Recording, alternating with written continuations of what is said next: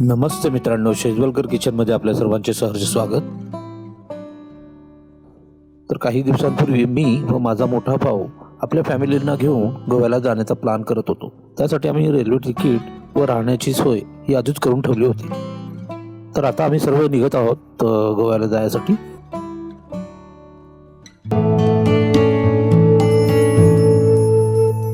आज रात्रीची ट्रेन असल्यामुळे आम्ही सर्व मस्त जेवण करून निघालो. मी सफाळहून आणि माझा मोठा भाऊ विरारहून एकाच ट्रेनने बांद्राला पोहोचलो. नंतर तेथून कॅब करून थेट कुर्ल्याला पोहोचलो.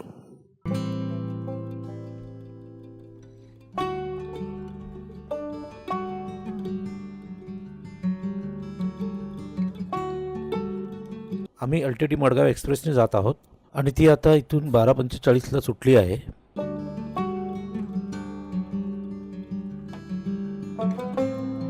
दिवसभर कामावर असल्यामुळे सर्व थकलो होतो, म्हणून आम्ही सरळ झोपून गेलो.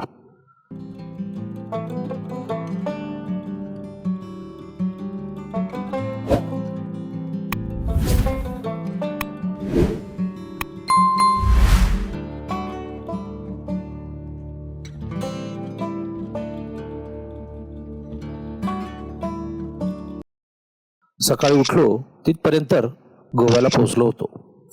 पण दुपार झाले असल्यामुळे आम्ही तेथेच म्हणजे थिविम स्टेशन जवळील एका हॉटेलमध्ये दुपारचे जेवण केले व नंतर तेथून टॅक्सी करून थेट आपल्या हॉटेलवर जाऊन पोहोचलो व फ्रेश होऊन थोडा आराम केला. आम्ही कलंगूट बीच जवळच रूम घेतली असल्यामुळे संध्याकाळी आम्ही सर्वजण कलंगूट बीच फिरायला गेलो व फॅमिलीसोबत थोडे फोटो सेशनही केले. नंतर रात्रीचे जेवण करून आम्ही सर्व तेथून परत घरी आलो. गुड मॉर्निंग मित्रांनो. तर काल रात्री आम्ही कलंगूट बीच पाहण्यासाठी गेलो होतो. तेथेच आम्ही 2 दिवसासाठी साऊथ आणि नॉर्थ गोवा फिरण्यासाठी कॅब बुक केली होती. त्यांनी आमच्याकडून टोटल 4,500 रुपये घेतले 2 दिवसासाठी. तर आज फिरायचा आमचा पहिला दिवस असून आम्ही अगवाडा फोर्ट व बीच फिरायला जातो.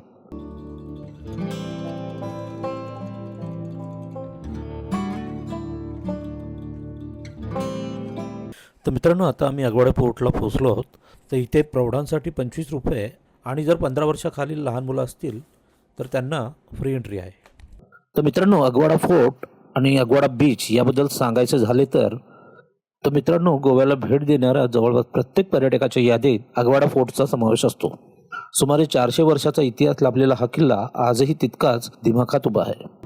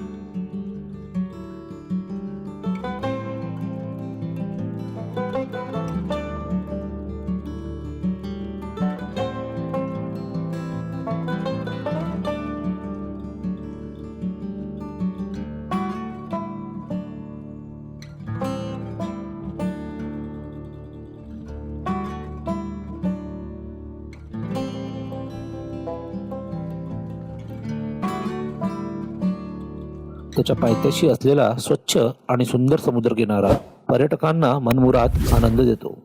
अगवाडा फोर्ट नॉर्थ गोव्यातील सिक्केरिम येथील अरबी समुद्राच्या किनाऱ्यावर वसलेला आहे.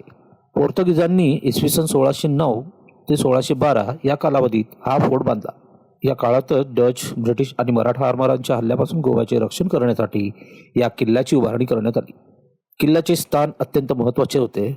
मांडवी नदी जिथे अरबी समुद्राला मिळते त्या ठिकाणी हा किल्ला असल्यामुळे समुद्रातून येणाऱ्या प्रत्येक जहाजावर लक्ष ठेवणे शक्य होते. त्यामुळे गोव्याच्या संरक्षणासाठी हा किल्ला अत्यंत महत्त्वाचा मानला जातो. तर मित्रांनो, अगवाडा हे नाव कसे पडले? अगवाडा हा शब्द पोर्तुगीज भाषेतील ॲग्वा म्हणजेच पाणी या शब्दापासून तयार झालेला आहे. या किल्ल्यात नैसर्गिक गोड्या पाण्याचे झरे होते. किल्ल्यात मोठ्या प्रमाणात पाणी साठवण्याची व्यवस्था होती. समुद्रात प्रवास करणारी जहाजे येथे थांबून पिण्याचे पाणी भरत असत. म्हणूनच या किल्ल्याला अगवाडा असे म्हणतात. आगवाडा किल्ला हा लालसर चिऱ्यांनी बांधण्यात आला आहे. त्याच्या मजबूत तटबंदी, उंच बुरुज आणि समुद्राकडे तोंड करून बसलेल्या तोफा आजही त्या काळात अभियांत्रिकी कौशल्याची साक्षी देतात. किल्ल्यामध्ये सैनिकांच्या राहण्याची व्यवस्था, दारुगोळा साठवण्याची जागा, पाण्याचे विशाल टाके आणि पहारेकरांसाठी विशेष बुरुज बांधण्यात आले होते. किल्ल्याच्या परिसरात असलेले लाईट हाऊस हे गोव्यातील सर्वात प्रसिद्ध आकर्षणापैकी एक आहे. सन 1864 मध्ये आधुनिक स्वरूपातील दीपगृह बांधण्यात आले. पूर्वी रात्रीच्या वेळी समुद्रात प्रवास करणाऱ्या जहाजांना योग्य दिशा दाखवण्यासाठी या लाईट हाऊसचा वापर केला जात असे. आजही हे लाईट हाऊस पर्यटकांसाठी आकर्षण केंद्र आहे आणि येथूनच दिसणारे दृश्य अतिशय सुंदर आहे.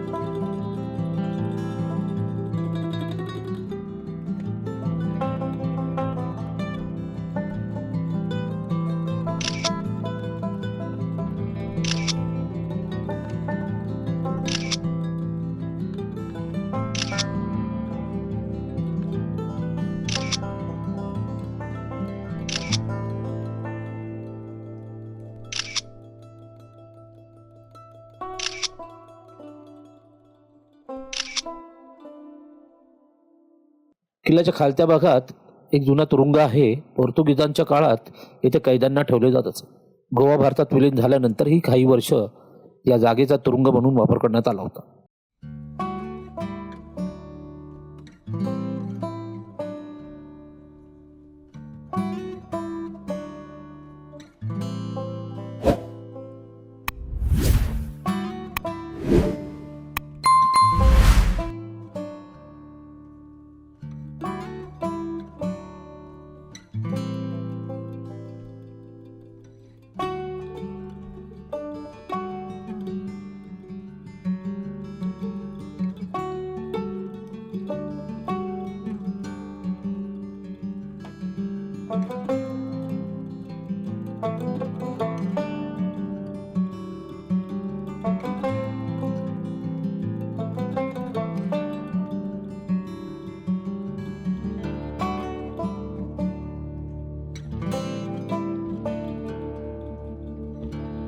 आगवाडा किल्ल्यावरून दिसणारा अरबी समुद्र, मांडवी नदीचा संगम, सिक्केरिम बीच आणि दूरवर पसरलेला नारळाची झाडी मनमोहून टाकतात.